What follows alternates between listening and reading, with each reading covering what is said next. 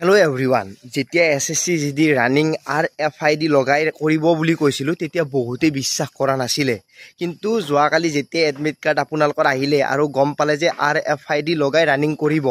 এতিয়া গম পালে RFID আপোনালোকৰ ভৰিত লগাই দিব পাৰে বা চেষ্টতো লগাই দিব পাৰে কিন্তু ভৰিত লগাই দিয়া চান্স বেছি আছে কাৰণ কেইদিনমান আগতে মই BSF HCM ৰ ইন্টাৰভিউ দিব গৈছিলোঁ য'ত নেকি RFID লগাইছিলে আৰু তেতিয়াই মই গম পাইছিলোঁ যে এছএছচি জিডিটো এইবাৰ RFID লগাব কাৰণ প্ৰচেছটো বহুত ইজি আছিলে কাৰণ ৰিজাল্ট চিট ধুনীয়াকৈ ওলাই যায় দুইখন ভৰিতে দুডাল বেন লগাই দিয়ে আৰু ৰানিংটো তেনেকুৱাকৈ হয় য'ৰ পৰা ৰানিং আৰম্ভ হ'ব যেতিয়াৰ পৰা আপুনি ৰানিং ষ্টাৰ্ট কৰিব তেতিয়াৰ পৰা নিজৰ টাইমিং আহি যাব সেইখিনি প্ৰচেছ তেনেকুৱাকৈ হ'ব কিন্তু ৰাস্তাত হ'বনে ফিল্ডত হ'ব সেইটো এটা আপোনালোকৰ নিশ্চয় ডাঙৰ কুৱেশ্যন ৰাস্তাটো হ'ব পাৰে ফিল্ডতো হ'ব পাৰে কোনো ধৰণৰ চিন্তা কৰিব নালাগে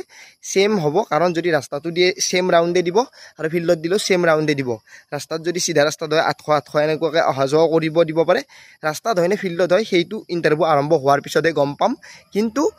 RFID লগাই যে ৰানিং হ'ব সেইটো 100%